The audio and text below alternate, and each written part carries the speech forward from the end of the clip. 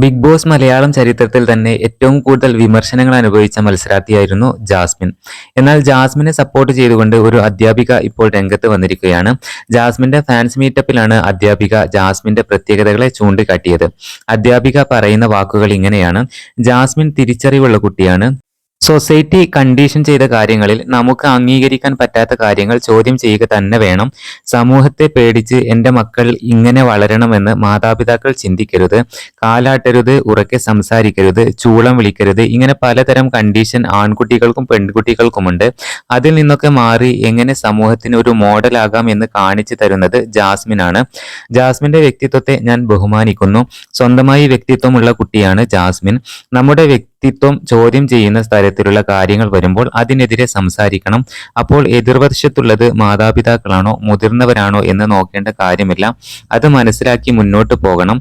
മാതാപിതാക്കളാണ് പ്രധാനമായും മാറേണ്ടത് എന്നും അധ്യാപിക വ്യക്തമാക്കിയിട്ടുണ്ട്. എന്തായാലും ഈ അഭിപ്രായത്തോട് നിങ്ങൾ യോജിക്കുന്നുണ്ടോ ഇല്ലയോ മടിക്കാതെ കമന്റ് ചെയ്യണേ.